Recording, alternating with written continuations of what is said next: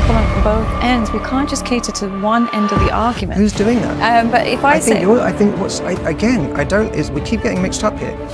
Some people are going to like this. And how dare you invalidate my entire relationship? What about the millions? I wouldn't make this up. I haven't made this up. I am saying it's the same on either side. I've never even talked about this before. What about the millions of people who have watched it and thought to themselves, if I had just known this, I wouldn't have carried on with that woman, started a family with her, and now she lives in my home with another man, and I pay child support. I can't believe I spent so much of this episode defending to be able to come back from it. But earlier you said that I was too soft on people that cheat. Might be narcissistic. No. Hang on. Don't put words in my mouth. Okay. I said you seem to be saying that making this point about women and how they are just driven by whether they respect the man or not. Mm-hmm. They are incapable of, which I think is a real insult to women, actually.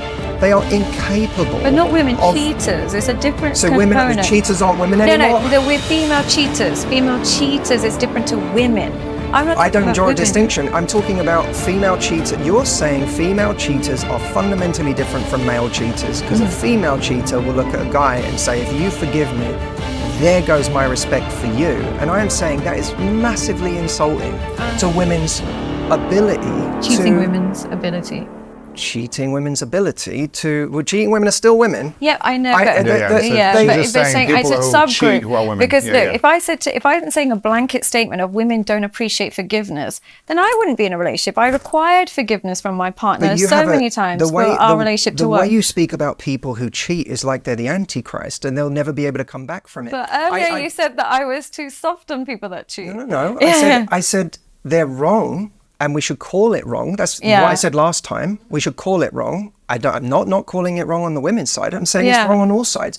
This idea that, give a woman an inch and she'll take a mile, is actually perpetuating this myth about women that actually sows division between men and women. It has men thinking that women are particularly bad. Who cheat are particularly bad. But men who cheat aren't particularly bad. I haven't said that. But here's what you... I think there is a rhetoric. Yeah. I have to say, there is a rhetoric, if anyone is listening, between the lines of what you're saying, that really is a kind of insidious notion about women and how they're sort of especially underhanded or especially calculated that apparently men are not. They're sort of bumbling, they'll cheat, but afterwards, whatever. It's not what but when it comes to women, don't forgive a woman because a woman is incapable of respecting after you forgive her. It's not a case of don't forgive a woman. I'm telling you from a female perspective. I don't think many women would agree with you. I think,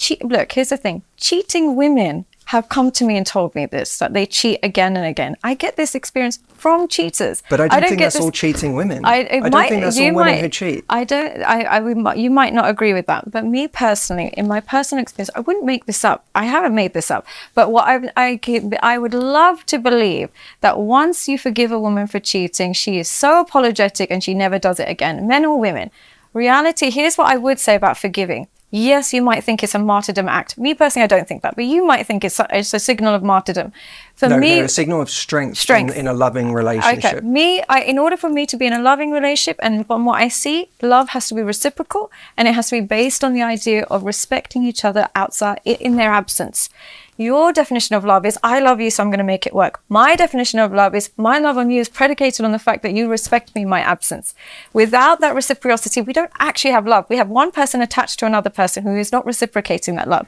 Now, you're saying someone who cheats can't love the other person. I refute that idea. Respect, I'm not saying love, but the respect isn't there, regardless of that. But what I would say is, outside of the respect, what I'm trying to say to you is that when you forgive a cheater, instead of going into it with the rose-tinted glasses that, this is so forgiving and so loving, my actual advice would be is if you're going to forgive a cheater, go in with the knowledge that they probably will do it again. They might not, but they probably will, because people don't lie. Their behavior doesn't lie. But that's a different point than the one I've been Pause here for 1 second. I'm going to let you guys continue Yeah. on this, but I want to pause for a second because I want people to chime in the comments. And if you've ever been cheated on and you've been able to make it work, I would love to hear in the comments the process of how you made it work. Because I think for other people Sure. watching or listening, to see your comments of like, yes, it worked, or if you've ever been cheated on and you tried to make it work and it didn't,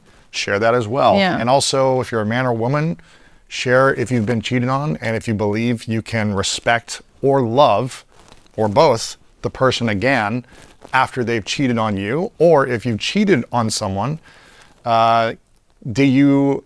and they've forgiven you, do you feel like you can respect and love them? Maybe it's been a stronger bond afterwards, or maybe you have less of respect. I'm curious to hear your thoughts and feedback on that. What about in you personally? Do you think, for me personally, if my husband was to forgive me cheating, a part of me would want better for him. I love him so much that my thought would be, you deserve a woman who respects you in your absence. I deserve a man that respects me in my absence. So yes, I'm not saying that you can't recover, but you don't go in blind and assume love is the cure. You assume reality testing is the cure. But that's kind of a commentary on yourself, not your but husband. it's also what I've seen in my practice. But what I'm saying is, if you say you cheated on your husband and then he took you back and you'd say, God, you deserve better. Yeah. It's really a commentary, not on his masculinity, but what you think of yourself. But it's also on his masculinity, because I would want him to realize his worth. It has nothing to do with his masculinity. It has to do with whether he believes the relationship is worth saving, which is no different to a woman forgiving a man. And this is my point. I am not trying to make a point here about whether people who cheat once will cheat again. I haven't actually commented on that point. We can talk about that. Yeah. That's a different point. The masculinity is what you're saying is that this strange distinction that you've created around women, I think is a really divisive one for men and women. And I don't think men need another reason to look at women and go, they're especially conniving, or they're especially bad, or just, be vulnerable in front of a woman once, or be, or for men to associate forgiveness with weakness. But here's why I would say that is an essential component, because most men that you find that are jaded by women, that are these red pill men, are men who were repeatedly cheated on, and they didn't understand the importance of walking away when they should have.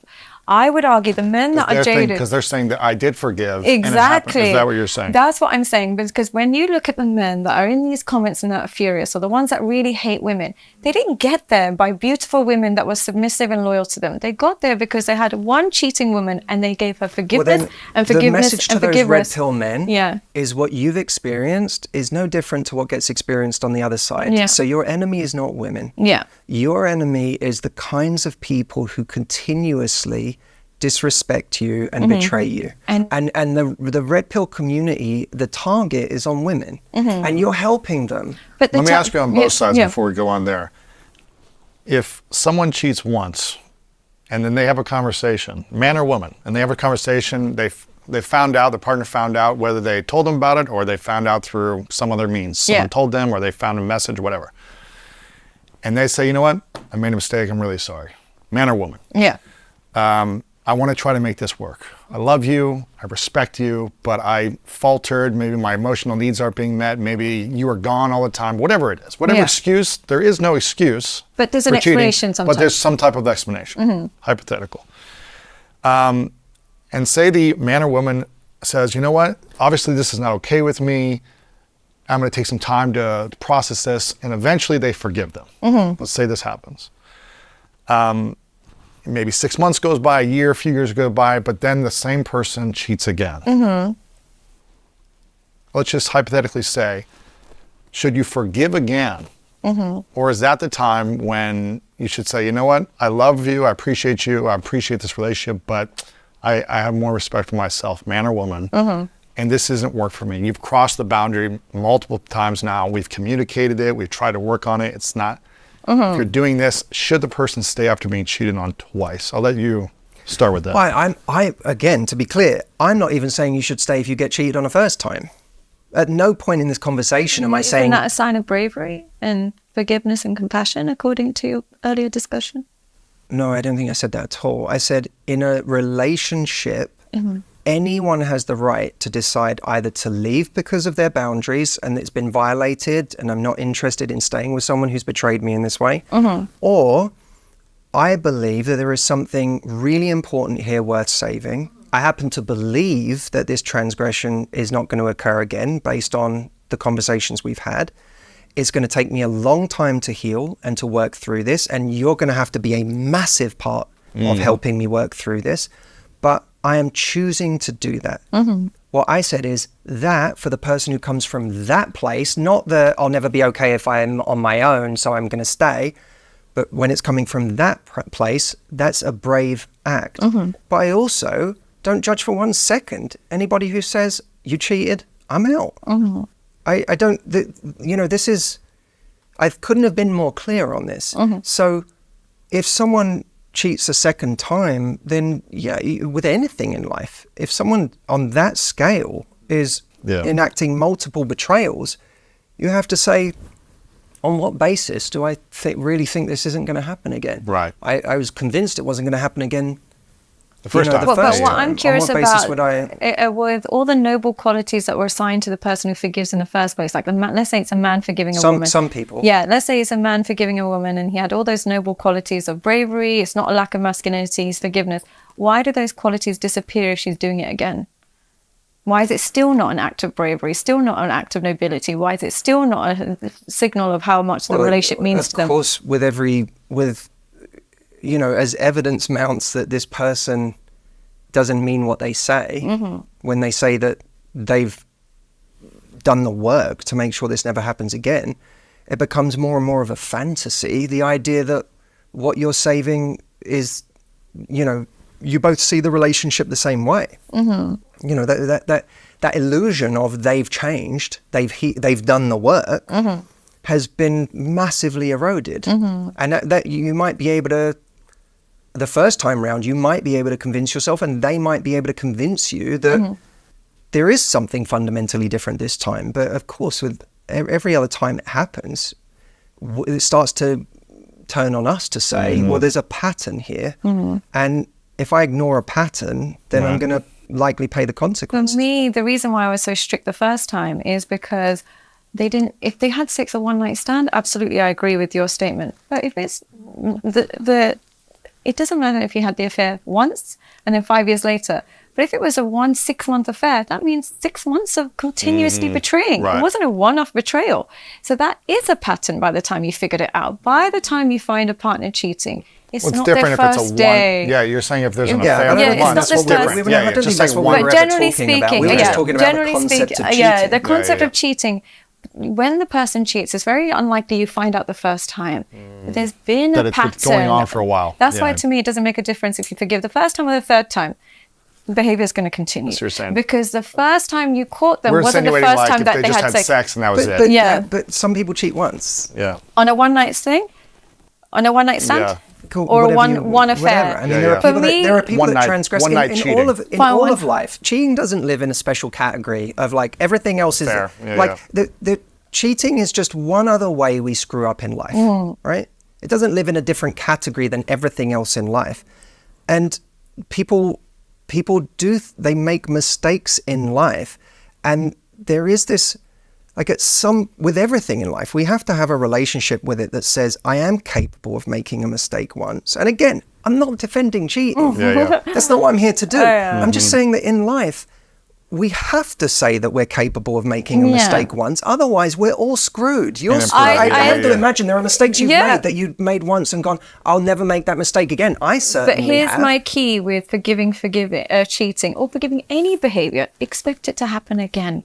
That's all. With forgiveness has to come a reprogramming of your scheme of this relationship. It has to, because you're being presented with evidence.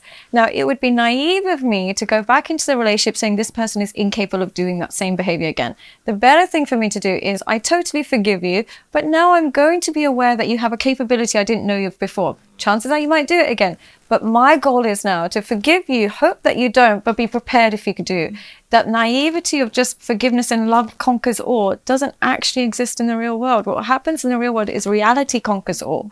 Yeah, and that's why I would say... And I think Matthew's talking about, if you're going to forgive and have these hard conversations after someone's been aware that someone's cheated, and you're going to say, listen, you're going to have to need to feel this person wants to be with you, that they have some serious remorse, that they say, I made a horrible mistake, and I never want to do this again, and I never want to hurt you again, and I hurt you, and I'm sorry. I'm assuming this is what would need to happen Sure, and for the by person to the forget. way, let's be clear. that cheating that was a response to something they were feeling. And in order to have any confidence that someone isn't going to do that to you again, they need to show you that they're doing the deep work. Everything. To rewire their response system so that whatever they were feeling, whether it was, unhappy, bored, horny, whatever it was, insecure, that their response system to feeling those things will never, ever again be that. And that's not something that just happens because someone decides I'll never cheat again. That happens because someone does therapy or because they rewire those patterns to make sure that something has fundamentally shifted in the way that I approach my life, that will never again be my response system. This is serious stuff. It's not just someone saying I'll never do it again. No. It's having and by the way, the reason why it's so hard to heal from cheating is because it's so hard, aside from just the sheer betrayal that people feel, it's really hard to know whether someone has really done that work or not, and to determine when you can be confident that they've really done that work. And you can't measure their attachment to the other person. How attached were they, and did they just stop because the other person didn't work out? So it's a very difficult. It's tricky. Yeah, it's a very difficult. Speaking, I want to ask a couple other questions before we wrap this up. But to kind of transition that, you alluded to it. If you've been cheated on in a relationship, whether it's you're married or just a long-term committed relationship, and the relationship ends. Betrayal happened, the relationships end, whether they ended it or you ended it because you got cheated on, whatever happens, it ends.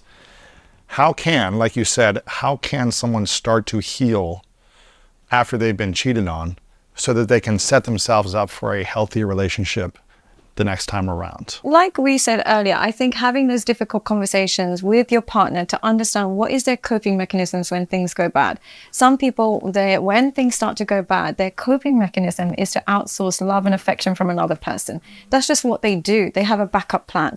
Other people, their coping mechanism might be alcohol, whatever it is, or they might have discussions. It's figuring out what do people do when things are tough. Now, if they use human connection as a form of coping mechanism, this person is probably likely to cheat. So you start to go into relationships with a bit more awareness of what causes it, a bit more understanding of what can be the signs. And it doesn't mean you go in with a radar and just knock everybody off straight away. But you go in with a transparency and open communication that this is what I've been through. I never want to go through it again. If you have these tendencies, what can we do in our relationship to make sure neither of us feel the need to go to alternatives?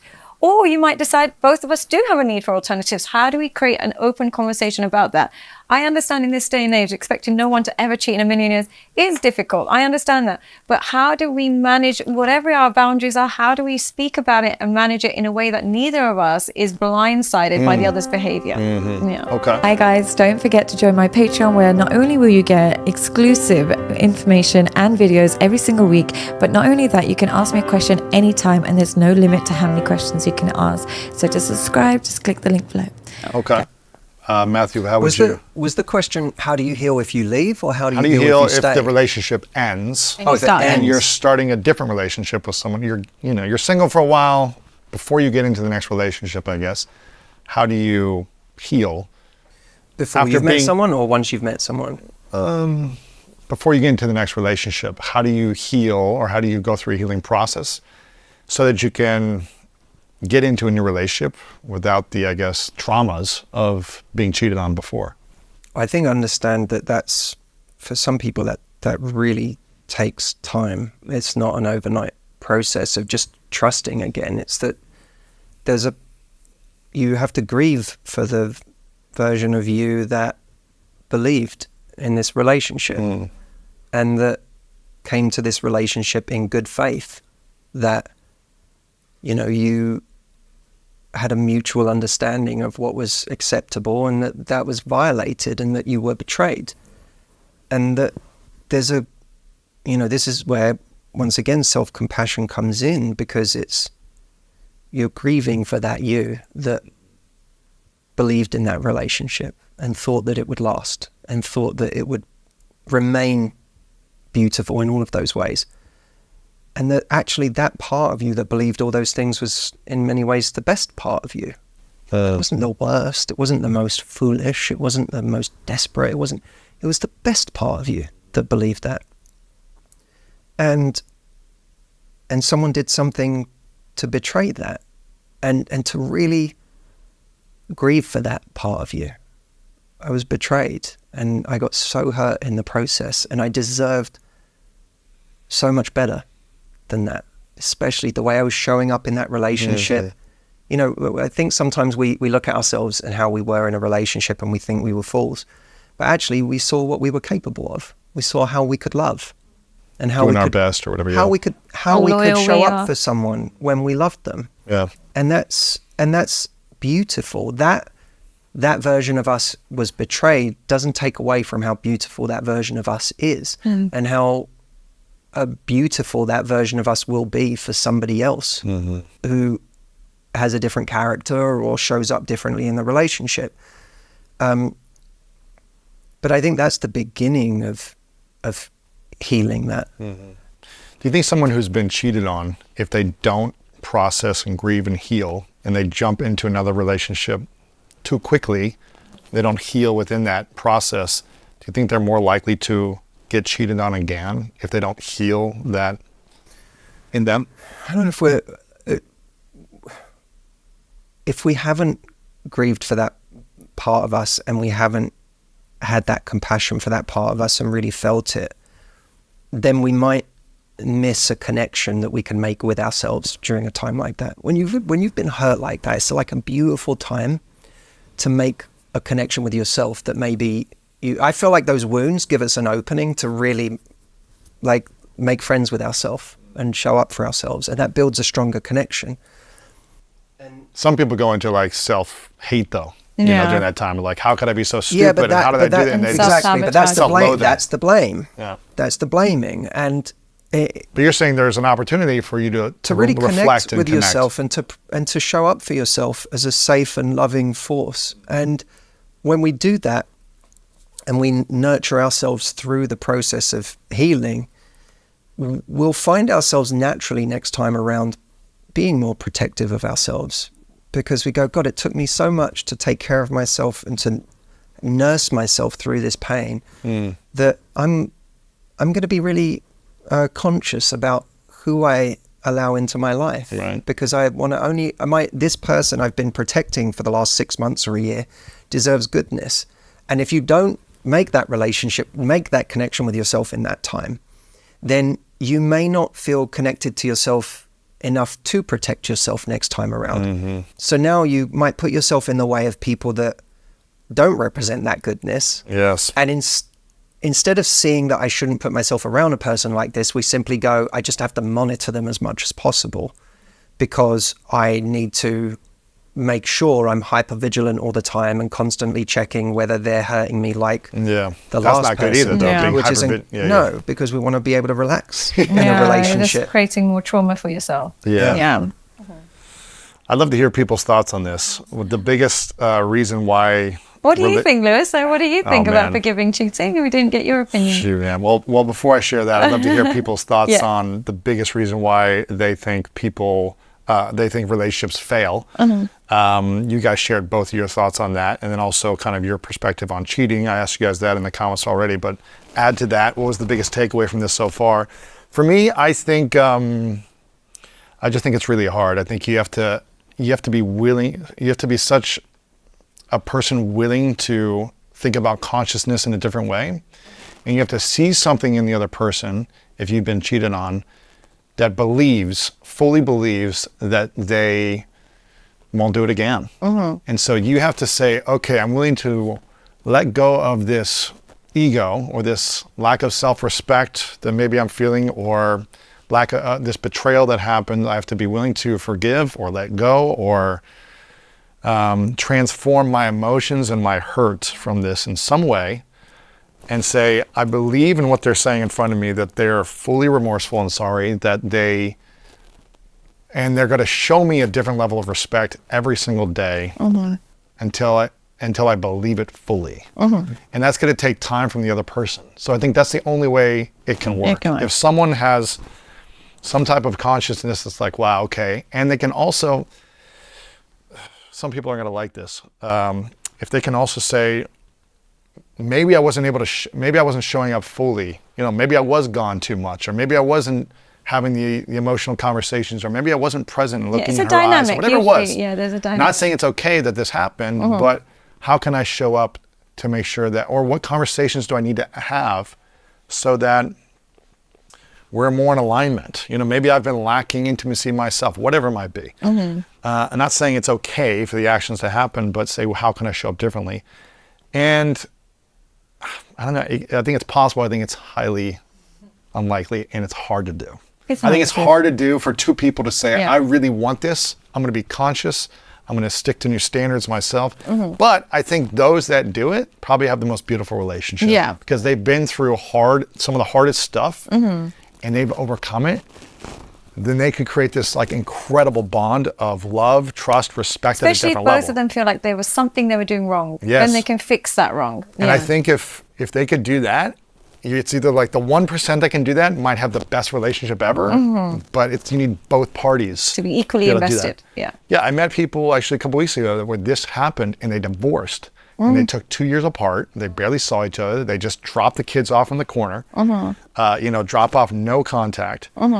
And they both started to heal. 2 years later, they remarried. Oh, amazing. So it's like they had time apart. They hated each other. Then they got, then they transformed and they both said, oh, I saw something in that person before. And now we're going to come back together. And they're back together now and they feel stronger because of it. Good. Now, it doesn't mean there might be hurt and pain still, but I think when two people go through You have to pain, risk love with somebody anyway. So Exactly. you can risk it with the person you're already with. Exactly. Yeah. So I think it's highly unlikely unless both parties transform into new people. You have to both shed old identities and become new. That's the only way, I think. That's my thought. Let me know what you guys think in the comments below. You're equally an expert in this field. So The expert through personal experience and through wisdom of pain. Your wisdom as well. Yeah. Of course. But I'm so grateful for both of you. We have Sadia Khan here, SadiaPsychology.com and the Sadia Psychology on Instagram. You've got tons of content, videos, and you do one-on-one coaching as well, so people can check you out anywhere on social media or SadiaPsychology.com as well. MatthewHussey.com, the3relationships.com for your newsletter. Love Life, the book, which just hit New York Times bestseller. People can follow you. Tons of great YouTube content, tons of social media content as well. You lead workshops for women all around the world. You lead a lot of workshops for men. Women who've been heartbroken by men who screwed them over. Men who've been heartbroken by women who screwed them over. For everybody here. Different perspectives from both. But I think this has been beautiful. So I I'm really grateful for both of appreciate you. I love hearing the alternative perspective. And like I said, I'm skewed because of my clientele tends to be men who are jaded. So I have this perspective. But it's interesting to hear the other perspective. So I really appreciate you challenging me with all of that. I'm curious, what is the biggest takeaway you heard from Matthew and what he was sharing that maybe is different from what you've had to say, but just the biggest takeaway for you? And I'm curious the biggest takeaway for you from what Sadia shared during this conversation. We'll let you start. I think the importance of self-compassion in the sense that it's not always needed to be branded as a weakness. I know that I have this very staunch, and I think this probably hardened from the work I do. But the idea that self-compassion is I almost used to equate it to self-pity, which I don't see as a strong emotion, but realizing that it's actually the driving force behind self-change is what I've taken away from this. So it's an important component to motivate you into becoming more accountable anyway. Cool. Okay. There you go. I think that for me, it's just we said it before, the debate, the lively debate that can happen in a positive way. I think it's nice. I don't see enough of it. Yeah. I think it's a lost art. So the fact that, a respectful debate. For sure. And you're extremely gracious in the way that you come at debate. So it's, I like it. I do it any time. This wasn't meant to be a debate and let's like go against each other. I was more just curious of the perspectives from both of you. This was just curious. This is the first time we've done this, so. But I'm excited for this. I think, I'm curious to see what you guys think at home, whether you're listening or watching. Leave a comment below on if you want to hear more. What topics do you want to hear from both of them? If they'll come back together, we'll see. And thank you guys both for being here. No, I'd love to. Thank you so much for having me. Thank you so much. And I really appreciate the opportunity to speak. to you. Hi guys, don't forget to join my Patreon where not only will you get exclusive information and videos every single week, but not only that, you can ask me a question anytime and there's no limit to how many questions you can ask. So to subscribe, just click the link below.